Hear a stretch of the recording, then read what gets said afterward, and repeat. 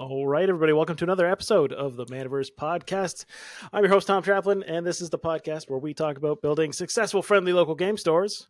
And I have with me Andrew Johnson, somebody you might have run into recently at a Magic event in the recent past, and he's doing something really exciting. I'm really happy to have him on the show and excited to talk about it. So, thank you for joining me on the podcast, Andrew. Thanks for having me. So, Manapool.com. Let's talk about the Magic marketplace that you're building and a little bit about yourself. Well, I guess we started working on Manapool last year. Even a little bit before that, we started talking about it. Myself and my partner have been Magic players for a long, long time. I think we all go back to 94 or so.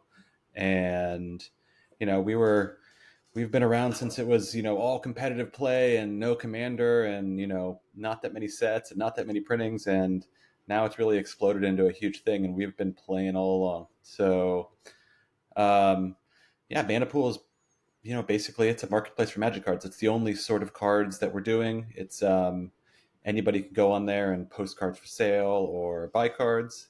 And, we started having this idea. I'm working with two guys named Tom Pinnell and George Leslie Waxman on this. And Tom and I started talking about Magic card marketplaces, a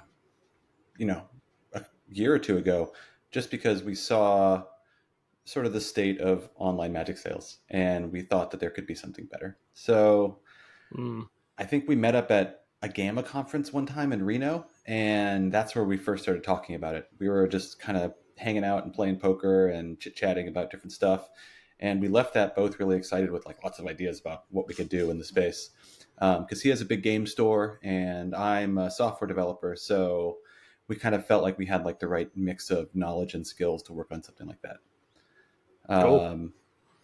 Yeah. Okay, so let's start there. What is wrong with the current state or the more recent state, the last couple of years? What's wrong with the state of the Magic Online marketplace? Well, I come at it from a small seller perspective, I guess. I've always done a lot of just random sort of business in Magic cards on the internet. I've traded on Facebook marketplaces. I've traded on TCG Player, and my friend Tom has a big game store in California. So we both have different sort of experiences with buying and selling Magic cards, but we both come back to there could be something better. There's nothing that really captures the community all in one space and reveals all of the great cards and all the great people who are dealing in the cards. And you see sort of a splintering between, people doing auctions for interesting cards. I'm kind of interested into restricted list and old cards. And you see sort of auctions going on in Facebook threads. And you're like, well, why are there auctions on Facebook threads? Or you see, these sorts of cards going on eBay, and you wonder why there's just tremendously high fees and all sorts of and all the Magic cards trapped among all the other strange products on eBay. When really, when we started looking at it more, there's just so many Magic players now. There's way more Magic players than there were when I was a kid. It was just all one sort of person who played Magic, but now the community has really grown and includes just so many different people that we think, there's a chance for there to be a community site around just Magic where everybody can sort of get together and transact and sort of a bazaar experience, not just a supermarket of Magic cards like you find with all the Magic cards next to all the Pokemon cards, next to all the Flesh and Blood cards, but something that really captures Magic and what it is and all the different tools and ways you could search and filter and post and sell cards that are just Magic cards. And so that's kind of what we see. We think that there's a problem in that Magic really doesn't need to be mixed with all the other card games like you see on all the other marketplaces. And you also see flight to Facebook and Twitter and other sort of social platforms like Discord to buy and sell cards because fees are really high, especially in the United States. On all the different places to buy and sell cards, fees are very high. And so we thought there was an opportunity to do, good software in the space, and we have ways we think we can keep fees low in the long run so that all the community can congregate and transact in cards. Yeah, and I think it's a great way to approach things. And I think as established markets start have matured. They've kind of gotten, I don't know, I want to say complacent, but they're comfortable with a certain level of price. As you said, the fees are pretty high, but that means that there's an opportunity for somebody to come in and maybe go offer a little bit lower with a slightly more refined offering, right? So I think one of the questions that a lot of stores would have would be why go onto this marketplace versus say TCG Player being the default, the big elephant in the room in terms of cards, anyways, or in Magic and Pokemon. But why? I guess why create it on your end, and then why should a store owner, take a chance on Manapool? I guess we wanted to create it on our end just because we really did have a vision for a marketplace that would work better, where like all the features on the website would work nicely, the search would work nicely. Maybe you could search by, facets related to Magic cards that you just can't search for on the other sites, or like it would let you do that in a more user friendly way, such that the software would work both from the seller and the buyer perspective. And I guess our approach, given how there really is a lot of lock in on the current markets today, is that we try to make it very easy for any store to connect. And so as we're ramping up and getting more and more traffic on the site, we can't go out and say, oh, you can make all your money on manapool.com, but we can make it very easy for it to be one spoke from your hub. So a lot of game stores out there are set up using either Shopify or Crystal Commerce, or there's another thing called CCG Seller. So, and there's other platforms too you can build your site on. And for the stores that are set up in that way, it's really just a couple of button clicks to be like, okay, now I'm on Manapool too. And I just, because you often see these stores will syndicate all their cards to TCG Player, to eBay, to Amazon, to Card Market in Europe, and to Card Trader in Europe. Um, and so you can set up your store to where it can put all the cards in all the different places. And so what we focused on early on was making a Shopify integration and a Crystal Commerce integration, and making those work really well and be dead easy to install. So, that's sort of our value prop to stores early has been, it's just real easy. You can just go click a couple buttons. We're going to give you more orders. They're going to come into your normal workflow. If you're working in Crystal Commerce, then you can just sit there in Crystal Commerce and fulfill your orders like you normally would, whether they're coming from our marketplace or somewhere else. And same thing with Shopify. So I think we've made the lift really easy, which has let us be very successful at getting stores on board. I mean, at this point, I think we have close to 75% of all Magic singles represented on the marketplace. And we're trying to get deeper and better representation of all those cards. But I mean, you could basically go buy any card on the site because, when I say 75%, I mean, well, that includes like there's all these different arts and stuff for all these different cards. We basically have every card at this point, but we're just trying to get all the various printings and all the various finishes and all that sorts of things on the marketplace. And so like I think that's what's been appealing early on is like the software works really well.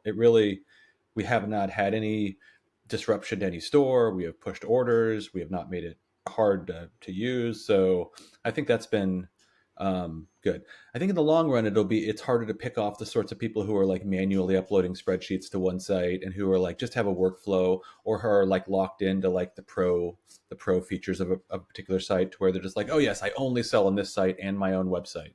And for those, that's a harder long-term sell. But I mean, in the short run, we've really focused on the people who are doing hub and spoke sorts of models and who want to be on all the marketplaces and see value in that. That makes a lot of sense. I think the ease of being able to just click, like you said, click those couple of buttons. You're servicing some of the more major or common platforms that store owners are using right now, and just saying that, well, you go to the app store and you click this button, and the two apps are connected, and orders just start coming into your store. Right as Manapool grows, it's just good for you. There's no reason not to essentially be on this platform, especially if you're already using something like TCG Player, because it's essentially the same offer. It's just you get to keep more of your money. Yeah, more of the money, and also like we try and be very like to do good customer support. My background before this was I had another app called Guide GPS that we sold to a larger company, and this is to this day it's still the most popular app if you're going to go backpacking or backcountry skiing.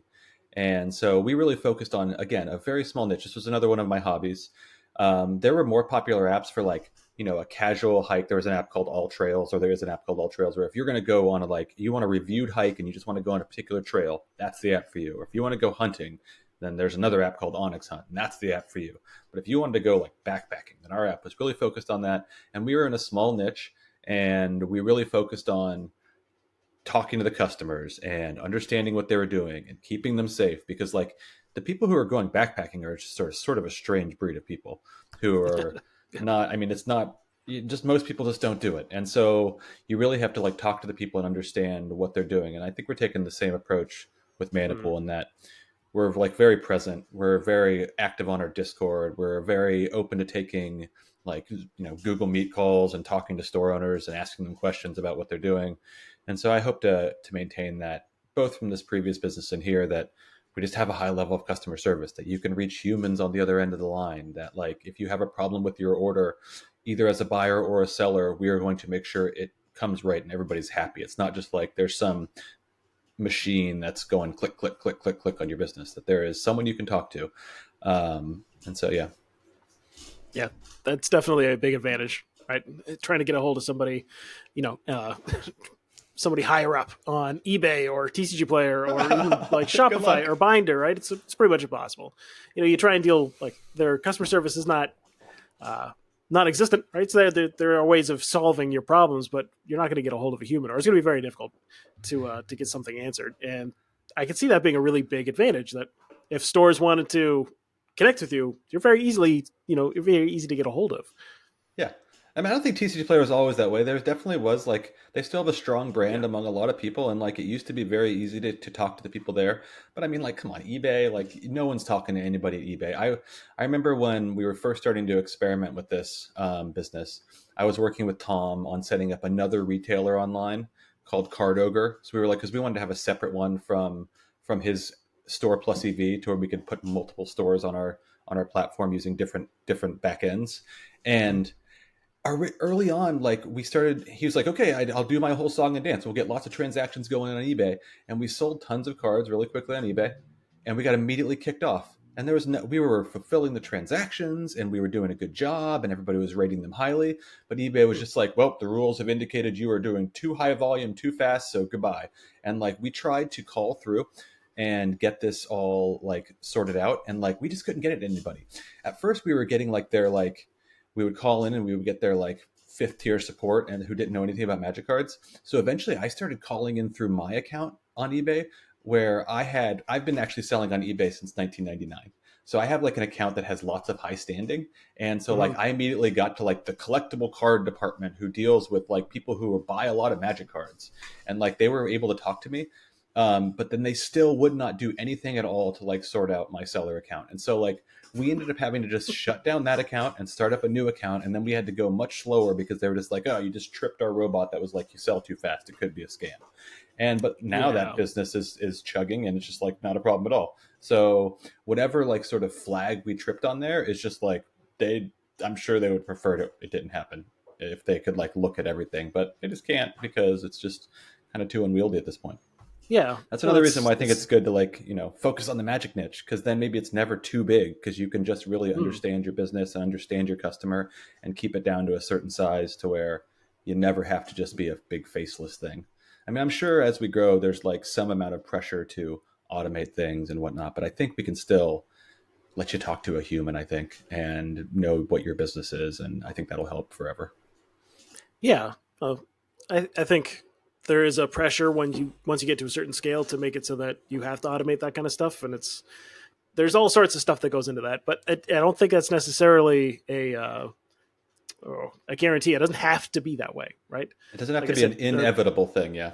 Yeah, like Zappos customer service is like insanely world class level, where you can call the person and you just say, well, I had a trouble with my order, and I really want you to order me pizza. And the person will order you pizza, and they'll figure it out for you, and they'll come back and they'll call you, like, got you covered, dude. Like, that's the level of customer. Like, there are always people willing to do customer service, and that's a massive, multinational company. Like, doesn't mean that you just get crushed by the algorithm every time, although that is kind of the trend that seems to be going, where you just sort of you get flagged, and then you're, oh, well, I guess your account's, shut down. You're one of a bazillion other companies that we're dealing with right now. It's not a big deal to us if somebody has one bad experience.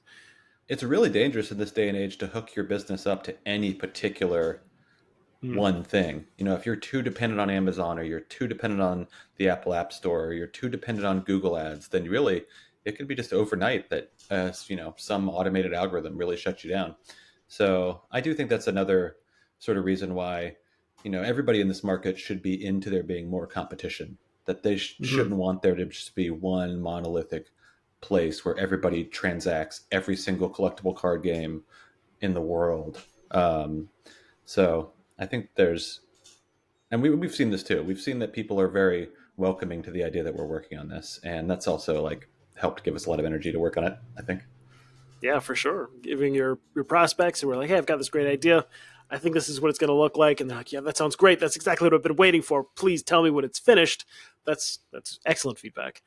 And that which brings me to my point. You were at the Magicon in Chicago recently, correct? That's right. Yeah, that was a lot of fun. How was the reception there? I know what it was like, but tell me about what happened with when you were talking about Manapool at that Well, I event. will say we made it easier on ourselves because we were handing out basically packs of magic cards to anybody who would sign up for the site. So we went through like 16 cases of Karlov, handing out packs to people. And we had a little thing going where if you rolled dice, you could win additional prizes. And we had these big fuzzy dice if you rolled the first dice and they went well. So we were kind of mobbed at the booth. I felt like that. I mean, on a dollar for dollar level, it wasn't like sort of worth the signups we got, but on a dollar for dollar level, it was 100% worth all the conversations we had and how we kind of settled into the Magic community at that event. That event was actually so successful that we're going to do Magicon Vegas 2 coming up. But I really found that after being at Magicon and establishing our booth there, the sellers, the big sellers, were really open to talking to us in a way that they weren't before. When I was wandering around, I remember going to previous Magic, like last Magicon Vegas, I would wander around and be like, "Hey, big seller, I'm starting a Magic Card Marketplace. You can see it's totally live, and you could go hook up to it right now. And I know you're Shopify because I looked you up, and so you could just go click a button and sign up." And they'd be like, "Please leave, sir. I am buying and selling Magic cards, and you are not significant to my business." And so, like, I would wander on, and like, some people were. I mean, some people definitely were nice to me, and like, but they were busy. I mean, they're there to Yeah. like, they're spending a lot of money to be there, and like, if you're just wandering up trying to bother people with your website, then they're not going to be as receptive as if you're being like, "Actually, I'm spending money on this. This is a real business. I'm here too. Like, I will arrange a meeting with you and not get in the way of this business you're trying to transact." Then so yeah, I thought having a booth at Magicon was super super important for us. It really it was pivotal. We came back so enthused about working on the site, and with so many inbound emails and talking to so many people, um, that we have just been on fire since we came back from that. We immediately went to the Gamma conference too. We hadn't actually planned, and we Mhm. didn't have a booth there, but for anybody who doesn't know, that's the Game Manufacturers Conference, and like that's a big expo where everybody shows their new games, and they go and you can meet with the accessories people, and you can meet with the distributors and stuff. So we were wandering around there trying to talk to anybody in the Magic business, and yeah, that was also really a good event for us too. We made a lot of good connections there, especially having come out of MagicCon and people had heard about what we were doing. So we're just trying to keep that up momentum. I've been sitting here, coding up the store as has my partner George, and just trying to get so many things done that people are asking for and talking about. So No, I think the idea of measuring the results of your marketing always a good idea.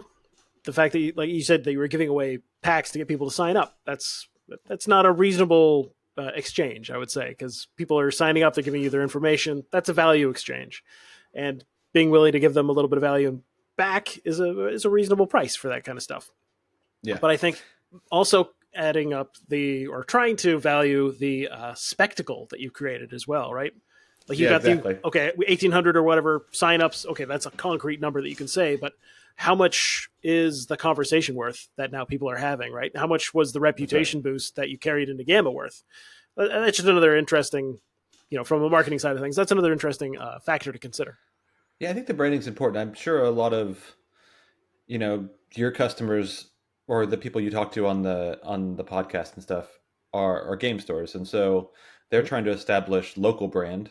um, and I think that's super important because when you're local, you are trying to distinguish yourself from the other game stores locally. And there might be multiple game stores within driving distance of you. And so your customers are going to have choices about where to go. And so I do think like establishing brand beyond just like getting clicks or having something unique about yourself that people understand what you're doing, and maybe creating some sort of a spectacle for a local store can be important too. We were talking about for Magicon Vegas, we were like, oh, you know what, the big fuzzy dice, they were so popular. Whenever you got through the gauntlet and you got to roll the big fuzzy dice for the grand prize at our booth, that was like got people chattering. And so we're going to like hopefully do some huge giant contraption to do a, you know, an even bigger game show like thing at the upcoming thing. And I think that's sort of, you know, when you're in business, you kind of have to make a spectacle of things. You see a lot of the famous businesses often do crazy PR stunts, and like I don't know if we're going to do anything too nutty, but I do think, you know, being colorful and being peacocking a little bit is important for business. It's good to Absolutely. show off. Yeah, I think to encapsulate this, I think we are largely nerds. As a group, we're very nerdy. You know, makes sense given the business that we're in. But that also means that generally fairly introverted. We're not necessarily the big personalities all the time, right? That's not as common. So most people, most store owners, I don't think they're really thinking along the lines of, yeah, like show off, like go big, you know, be absolutely something not. that people Yeah, are talking about. And they just kind of want to quietly do their business and be happy and, you know, interact with the customers that they really want to interact with and that kind of thing. that's But right. if you really want to get people talking about you, you have to do something that's worth talking about, right? You have to be remarkable. People have to want to be like, did you see that? Were you at that booth? Like, did you see what they're Yeah, giving away over there? You see the giant, like that kind of stuff. You have to, think about being a little bit more, right? If you want to really be noticeable, you have to be willing to stand out from the crowd and do something different that no one else is necessarily doing. And I like that approach. I think that's a really interesting way of doing it. And I guess like we deal in the gaming sphere, right? So gamifying the thing is a really natural extension of the yeah. of the space, right? Like it's perfect. And store owners can probably figure that out. They know how to make a game of things. I sometimes Exactly. think about these glasses. I've never worn clothing in my life that ever got comments, but I can invariably go out anywhere for a day, and like these glasses, someone would be like, "Oh, those glasses." They'll talk to me. That's never happened to me in my entire life.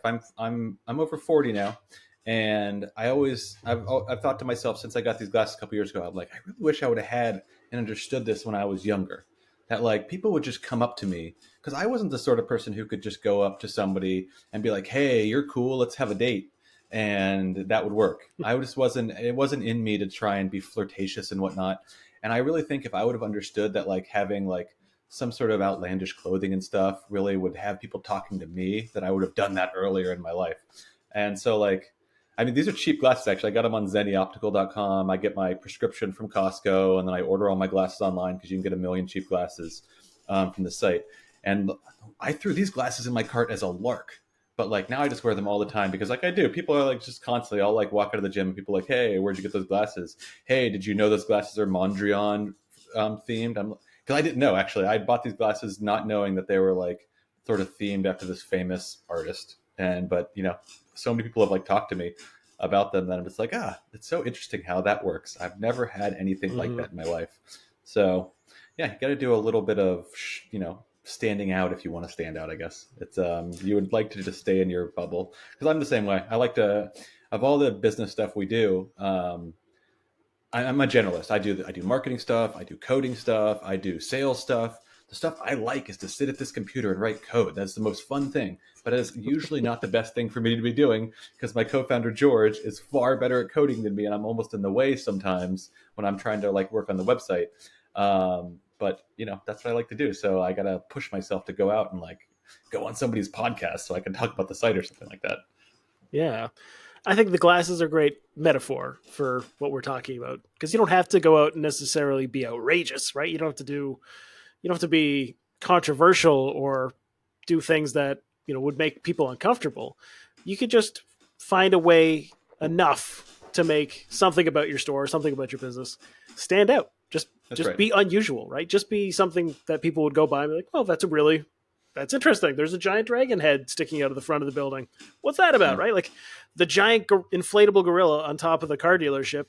is weird, right? It has nothing to do with cars, but it works because people are like, "Whoa, look at that giant gorilla! I got to go check." Oh yeah, I wanted to go buy a Kia or something, right? Like I want to test drive a new vehicle because they're not going to necessarily put the two together, but it's enough that that's a draw. But for some reason that works. Or the waving inflatable arm tube man, right? Like that kind of stuff works. If you can figure out something like that for your shop, great little nugget to take from this. that Yeah, I mean, that if you're doesn't have walking through like necessarily the anything to do with the marketplace. yeah, I mean, if you're walking through like World of Warcraft or any of the sort of massively open games, the stuff that you go to has to be like clearly has to stand out. Otherwise, it's all sort of drab. So, you got to. It's Mm-hmm. all I don't know. The whole world's a big game, right? So you got to figure out how to make your business or your store not just be another game store or not just be another website or not just be another marketplace. And it's worth thinking about, I guess, sometimes. Yeah, yeah. It's also fun. I don't know. This is the creative part of me that I enjoy. Which kind of leads me to another question. When you talk to store owners, and you mentioned that like you have a lot of one-on-one interactions with people, and you've had conversations with stores about what they might be interested in or what they're looking for. What kinds of language are they using? What are they excited to see about Manapool? What are the things that are drawing them to you? Hmm. I think they definitely like the sense that there's more competition, because, I mean, a lot of folks just like, they prefer to sell at lower fees, and so that's part of what's exciting about them. I think they also there's a certain sense that like if you go look on like eBay, like this website, why does eBay look like it's like 1999 still? Like there's some sense that the current marketplaces out there just do not haven't gotten like sort of the love and attention to make them modern websites where the mobile site works very well and Hmm. the desktop site works very well and like it's making progress. Like there's some sense that these things just are kind of stagnant. um, and so I think they just like to see that sort of we have a fresh site that we're making changes every day that we're I mean there's stuff we're talking about that we haven't done yet. I think right now you can go and you look, there's like some good features about it. It's like, oh well, if you type Yawgmoth Thrawn physician into our website and you forget the comma, that's going to work. It's not gonna just like, oh, you didn't type the comma, therefore I'm not going to show you anything. So that's a minor thing, where we're saying, well, if we focus on magic cards we can get the details very right. And so I think Hmm. over the long term, the other things we've talked about doing are like, well, why isn't there any place where you can really post like artist proofs or altered cards or signed cards and have that be really a first class thing? Why isn't there a way to search the marketplace by my commander's identity? Why isn't people integrating? Why are the auction sites not Magic specific? Why isn't there a really, really good way to do an auction on a Magic card that collects all of the Magic community who are interested in those cards and has features to really mark what's interesting and different about that card? Why is this all done on sort of generic platforms? And so I think over the long run, and this connects with the sellers, both the sellers and the buyers, is that by focusing in on Magic, that will just be better and better. That's how we'll, over the long term, differentiate our site versus all the other sites, which have to sit there and support Star Wars Unlimited and Flesh and Blood and Lorcana. And so a lot of their work and cycles goes into supporting new games and just making sure it works for all cards, where all of our cycles can go into being like, oh, it works better and better, better and better for Magic. Um, Hmm. and so we hope that proves true in the long run, that like as we just focus in more on the Magic side, that it becomes better and better. And, when we started the marketplace, actually, our idea was not Magic only. Our idea was we saw the marketplaces and we thought, oh, you know what? We can do lots of cool stuff with AI. Wouldn't it be cool if when you posted a listing on eBay, if instead of when it went to auction and then everybody decided, oh, I'll buy this, instead of it going to the authenticator and then rejecting it because you had put near mint in the description, but it was actually like, according to them, not near mint. Instead of rejecting it and then everybody's unhappy, including the buyer, why wouldn't just you have AI look at that and be like, oh, hey seller, you should edit your listing to say not near mint.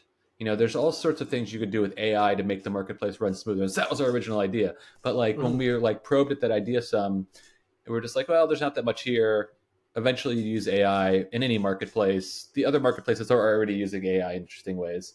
And so we had to do like sort of a traversal of the idea space where we were thinking about markets and thinking about what we could do that was unique until we finally settled on, you know, what would be really cool if it was only for Magic cards. That would really give us traction on things we would want to work on.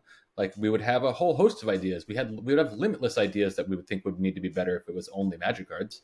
And so I think both for us as builders and for the people who were trying to get to adopt the site, that really like resonates. They're like, yes, I'm a Magic player. I'm not a Pokemon player. It sure would be nice if you were building a site only for me. And it's different from the store owners who sell all the stuff. But at the same time, the store owners, like we said, have this hub and spokes model to where they can be like, yes, we would like there to be a better Magic site because that can be one of our spokes. We can still connect to Pokemon markets or whoever else has got markets through our Crystal Commerce or through our Shopify. But from the buyer side, they really just play one game. You definitely do see like some Magic players are like, oh, I like some Flesh and Blood cards sometimes or whatever. But like in general, Magic players are Magic players. They're not CCG players or TCG players. Yeah. They play Magic all the time. And so I just, it started to make a lot of sense. And I think that resonates with, everybody from us who want to stay excited about what we're building and to the people who come shopping on the marketplace. Yeah, I like the idea of niching down and focusing on one particular market, one particular industry. That's my thing. I like the idea of 2 inches wide and a mile deep. It's a good way to go. I think the stores, once they see the product and they see, okay, yep, I understand it, I get it, I think they'll be very excited for the potential, for the future of what this could do. And even if all it is just another channel for them to sell their stuff, right? If they're just selling singles, it's just another place to get customers. That's great. Or even sealed product. Excellent, right? Nothing wrong with that. So, speaking of the future, what is on your roadmap? Where are we at right now, and what are you hoping to kind of roll out in the next, let's say 6 months? What should people be excited for? Okay, well, I'll pull up my GitHub, and I have like a bunch of PRs sort of piled up from even last night. And here's the things I was working on just now. Well, we just integrated Crystal Commerce, and so actually we got so many singles flooding the marketplace because that's showing up in the Crystal Commerce dashboard, and we were actually overwhelmed by how quickly that happened. We thought we'd have to go out and sell those people because of how Crystal Commerce works. It really surfaced the integration quickly, and people were just like click, click, click. And so there's tons of cards on the site. On that side, I know my partner right now is sorting out why people's sealed products are not coming in from Crystal Commerce. So I expect that to go live today. I was actually on Reddit the other day posting about the site, and then someone was telling me, oh, you can't differentiate between all these cards because this one's supposed to be a surge foil and this one's supposed to be a textured foil. So I was working on that literally last night, and that will go live today, like badges differentiating between all the different promo types. And we were differentiating between foils and non-foils and like different languages, but like we hadn't gone quite that deep. So that's another thing where we're just like, by focusing on Magic, let's get the details right. And it doesn't just like say in the title, like Renin 6 textured foil. It says like, there's a nice graphical representation of it too. Let's see. I was working on like making the emails nicer, like the order emails as another thing. It's just like sort of sweating the details of making sure the seller gets reminders to post the thing, making sure the buyer gets a nice email summarizing what they get and when it's shipped and all that things. We had those, but those we wanted to make them nicer.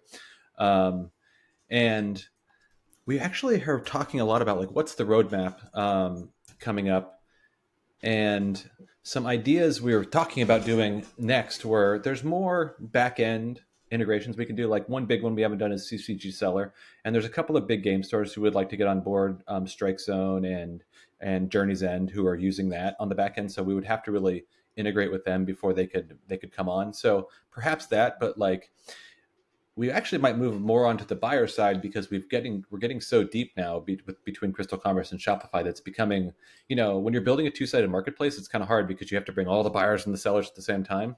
And so it's felt like climbing a ladder where like need more buyers, need more sellers, need more buyers, need more sellers. Yeah. So now I feel like we're getting to the point where like we're deep enough on inventory that we should switch back to the other side. And so maybe something around non-fungible cards.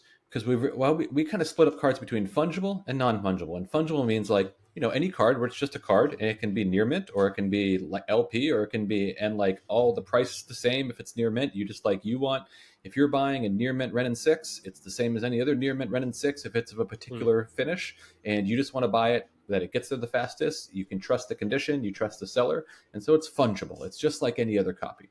But non-fungible cards are more like, when you're talking about a Mox Ruby, it might be LP or it might be MP, but honestly, there's gradations between that affect the value. And so the cards aren't really fungible. Each particular card is different, especially if it's altered or if it's signed or if it's an artist proof with drawings on the back or whatever. And so I think it would be really cool to like launch something around, well, you can post non-fungible cards too. You can post cards where you put pictures and you can put descriptions, or maybe you can say who graded it and scan its barcode to where we'll automatically pick up, the different features of the grading.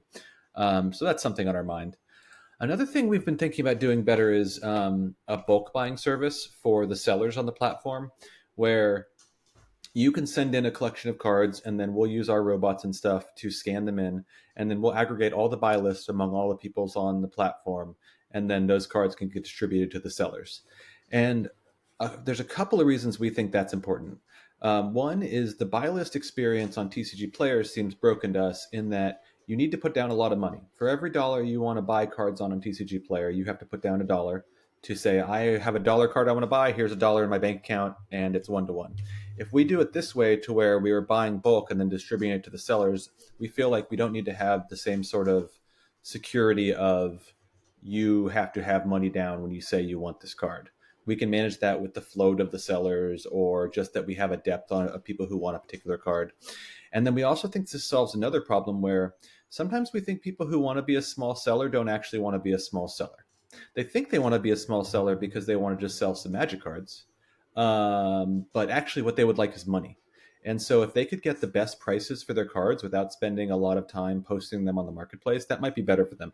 And I also think that might improve the experience on the marketplace for everybody if you have more of the cards being funneled very efficiently to the people who are doing good logistics, to the big game stores who are automating their stuff, who are sending out packages all the time.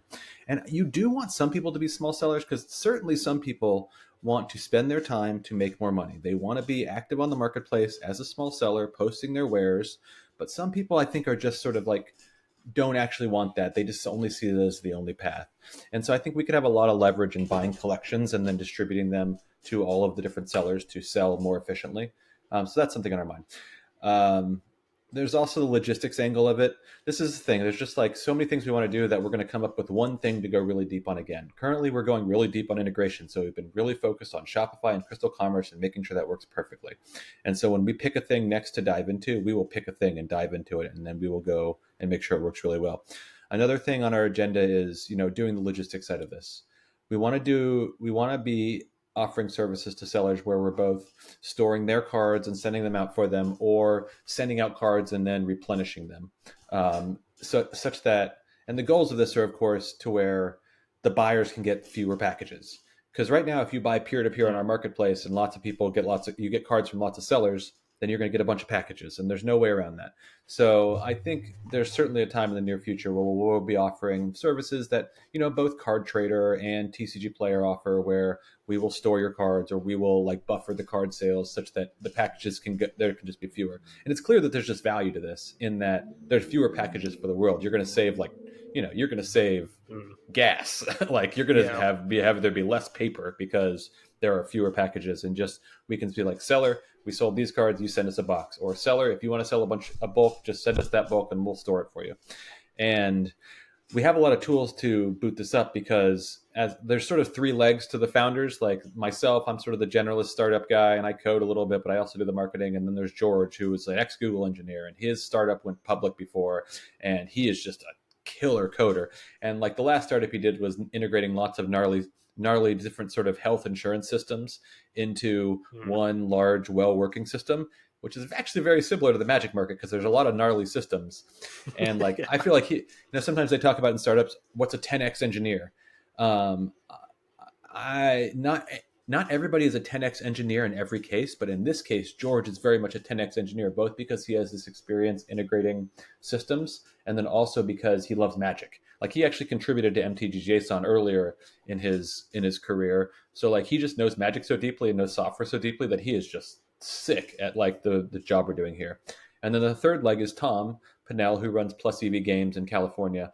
And so he has a highly automated Magic operation. His store he sells a little bit of other sealed product and like Flesh and Blood or Pokemon or whatever, but he's primarily a Magic card business. He sells Magic sealed product and Magic singles. And so he has card sorting machines. He has tens of millions of singles. He has grading expertise. He has employees. He has storage. And so like his expertise can very much transform when we need it to into our logistics operation, to where we're storing people's cards and we're sending them out and things like that, and grading and all these things that we need to support, both authentication for our auctions or storing your cards in our warehouse and all those things. So I won't say exactly which thing we're going to do next, but it's somewhere between like logistics or maybe non-fungible cards. Or there's actually a couple like marketing partner integrations that are really exciting that popped up at Magicon that we're thinking about doing too. So those things, but cool. I think either way, I'm stoked by who I'm working with on this, that we can do all these things. Yeah, it sounds like you got a great team. Indeed, yeah. Yeah. That's some pretty exciting stuff coming up in the future. And hopefully everybody who's listening to this is thinking like, yeah, this sounds great. What can I do to check this out? Where do I go to find out more? So now let's point them to the right direction. Where can they go to either connect with you or go sign up to become a seller? I guess I would say just go to manapool.com. If you want to like connect with us directly, scroll down to the footer and get on our Discord and chat at us or tweet at us or something. We basically are pretty active on Twitter, pretty active on Discord. So if you wanted to like have a video call with me, then go get our Discord and tell me you want to have a call with me. And I definitely will. I'm doing half a dozen seller calls this week because we verify every single seller who comes onto the marketplace right now, and I do it myself. So yeah, you can easily get a call with me as a seller on the marketplace. Or, jump into the Discord or like the Twitter. We sometimes post like codes to get 10 free dollars to shop so we can get more testing and like more people signed up and stuff. So I would just go to manapool.com. It's all sort of wrapped up there, and you can find us very easily or sign up to be a seller or a buyer or whatever. Cool. I'll make sure all that stuff is linked up in the show notes for anyone who's listening and is not in front of a computer. They can't check it. They can always go check it out later. Yeah, well, this was an excellent conversation. I'm very excited for Manapool, and I'm really excited to see what it's going to do and look like in the future. I think it's got massive potential. Well, thank you. Yeah, shout out to Tap and Roll and Jeremy over there, who told us all about you because we met them at the Game Manufacturers Conference. And he's like, oh, did you know about Tom Traplin's Manaverse podcast? I was like, oh, that's so cool. So it's always nice to, small world. So it's nice to make a connection there and meet you. Yeah. Jeremy's a good guy. Thanks, Jeremy. If you're listening, hopefully, I'm pretty sure you are. I appreciate it. Do you have any final thoughts before we say goodbye? I would just say that I would appreciate any feedback on the site. We're definitely open to anybody saying it's terrible or telling us there's bugs or telling us we're doing it all wrong. So like whatever you want to say, we are open, and we might even, do whatever you say. So come see us. Excellent. Yeah. They're paying attention. So go talk to Andrew. That's right. All right. Well, that's it for today's episode of the Manaverse podcast. Thanks again for coming on the show. I really appreciate it. Thanks, Tom. I appreciate having us on.